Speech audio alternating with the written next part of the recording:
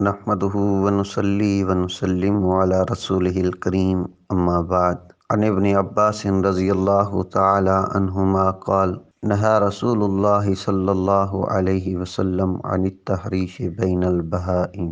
معزز ناظرین، دین اسلام دین رحمت ہے۔ رحمان و رحیم رب نے جس ذات پر اولین و آخرین کی سیادت و سرداری کا تاج سجایا، وہ پیغمبر بھی رحمت للعالمین ہیں۔ اس لیے شریعت محمدیہ نے اپنے ماننے والوں پر رحم اور حسن سلوک کو لازم قرار دیا۔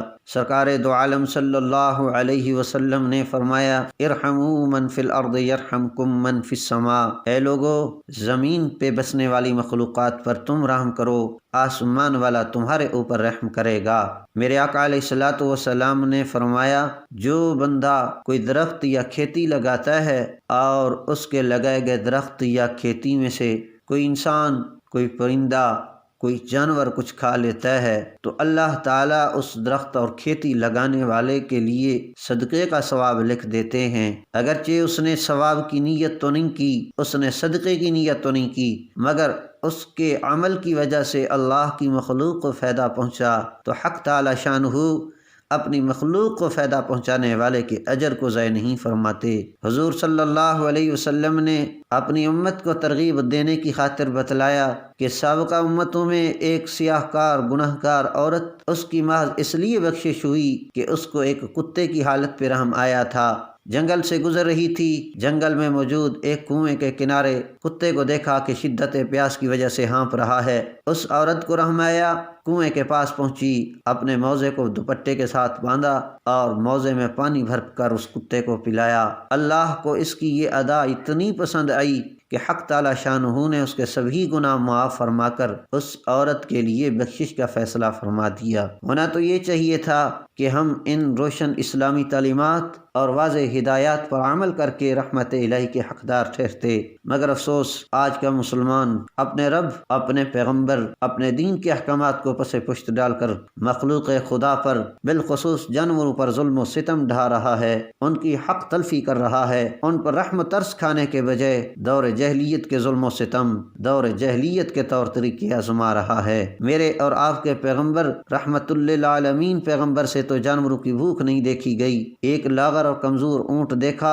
تو اس کے مالک سے جا کر شکوہ کیا، فرمایا اتقوا اللہ فی ہذہ البہائم المعجمہ، ارے لوگو، ان بے زبان جانوروں کے بارے میں اللہ سے ڈرا کرو، کہیں ہمارے ذہنوں میں یہ خیال نہ آئے کہ ہم جو کچھ کرتے رہیں، ہم جتنا ظلم کرتے رہیں، ہم جو تکلیفیں دیتے رہیں، یہ شکوہ نہیں کر سکتے، یہ کسی کو بتلا نہیں کر سکتے، یہ کسی عدالت کا دروازہ نہیں کھٹکھٹا سکتے، مگر اللہ کے پیغمبر صلی اللہ علیہ وسلم کی تعلیمات یہ ہیں کہ یہ اگرچہ بول نہیں پائیں گے، مگر ان کو پیدا کرنے والا رب وہ تمہارے ہر عمل کو دیکھ رہا ہے، کہیں ایسا نہ ہو ان جانوروں کی وجہ سے اللہ کے عذاب میں مبتلا ہو جاؤ۔ میرے آقا علیہ الصلوۃ والسلام نے ایک اونٹ کو دیکھا، وہ اونٹ دیکھ کر حضور صلی اللہ علیہ وسلم کی خدمت میں آیا، وہ بلبلاتے ہوئے مالک کی شکایت کرنے لگا۔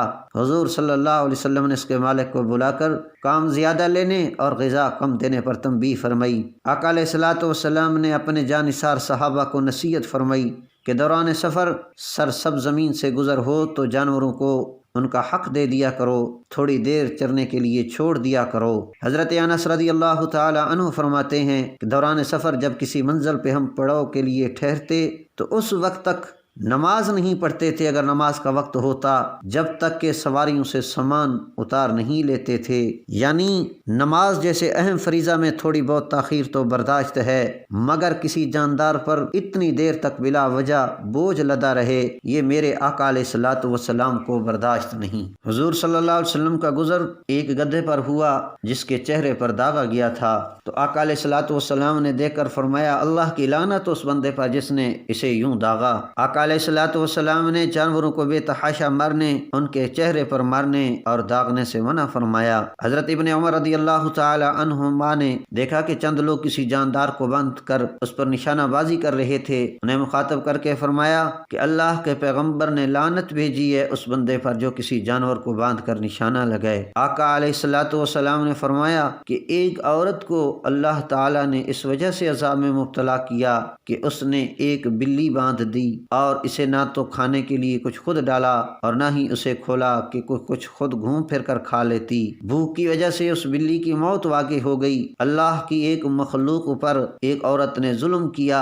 تو حضور صلی اللہ علیہ وسلم نے بتلایا کہ اللہ نے اس عورت کو عذاب میں مبتلا کر دیا۔ پیارے پیغمبر علیہ الصلوۃ والسلام نے جاہلیت کے ان تمام طریقوں کو مٹایا جو کسی جاندار پر ظلم و ستم پہ مبنی تھے۔ دور جاہلیت کے جابر و ظالم اپنے خبیث ذوق کی تسکین کے لیے زندہ جانوروں کا گوشت کاٹ کر کھانے کو پسند کرنے لگے تو پیغمبر رحمت نے سختی سے روکا اور اس گوشت کو ناجائز اور حرام بتلایا جو کسی جاندار پر ظلم کر کے حاصل کیا گیا ہو۔ آقا علیہ الصلوۃ والسلام نے جاہلیت کے کچھ لوگوں کو دیکھا کہ جن کا شوق یہ تھا کہ جانوروں کو باہم لڑا کر تماشے دیکھے جائیں اور یوں جس کا جانور جیت گیا وہ اپنی جیت کا فخریہ اعلان کرتا پھرے، وہ دوسروں پر بڑائی جتلاتا پھرے۔ حضور صلی اللہ علیہ وسلم نے اس سے بھی منع فرمایا اور اس کو ناجائز و حرام بتلایا۔ اسلام اس بات کی اجازت نہیں دیتا کہ جانوروں کو باہم لڑا کر ان کا تماشا دیکھا جائے، دو بیلوں کو آپس میں لڑایا جائے، اونٹوں اور مینڈوں کو آپس میں لڑایا جائے، یا مرغ اور تیتر اور بٹیر کو آپس میں لڑایا جائے، یا کتوں اور ریچھوں کو لڑایا جائے اور ان کا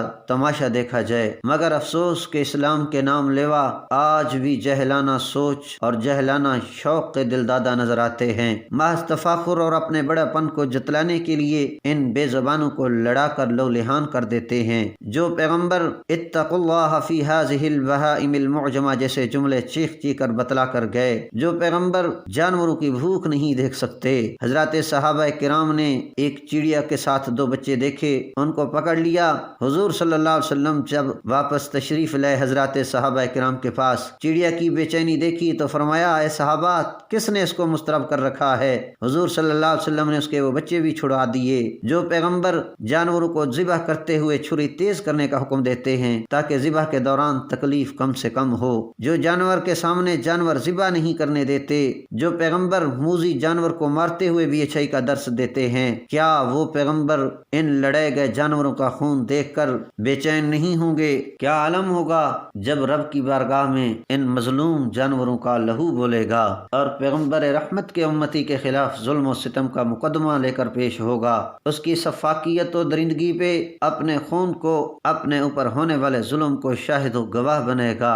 ارے مسلمان، کہیں پیارے پیغمبر انکار ہی نہ فرما دیں کہ یہ جانوروں کو لڑانے والا، یہ جانوروں کا خون بہانے والا واشی میں محمد کا امتی نہیں ہے، یہ میرا نہیں ہے۔ کہیں ایسا نہ ہو کہ اس ناجائز شوق کے پالتے پالتے شفیع اعظم کی سفارش سے محروم نہ ہو جائیں۔ ارے نادانو، خدا را ان جانوروں پر نہیں تو اپنی جانوں پر رحم کر لو، ان بے تک کے شوقوں کو پالنا چھوڑ دو، بے زبان جانوروں کو باہم لڑا کر اپنی بڑائی کے خواب دیکھنا چھوڑ دو۔ جوا جیسی خبیث رقم کی خاطر درندگی کا مظاہرہ بالکل اسلامی شیوا نہیں، ورنہ کہیں ایسا نہ ہو کہ ظلم کا بھیاک انجام ہماری دنیا اور آخرت کو تباہ و برباد کر دے، ہم خسرت دنیا والآخرہ کا مستاق بن کر دائمی ناکامیاں نہ سمیٹ لیں۔ اے رحیم و کریم رب، ہماری خطاؤں کو معاف فرما۔ اے رحمت کرنے والے رب، ہماری سوچ کو اسلامی سانچے میں ڈھال دے اور ہمارے دلوں میں رحم اور ہمدردی کا جذبہ پیدا فرما۔ آمین یا رب العالمین، وما علینا الا البلاغ۔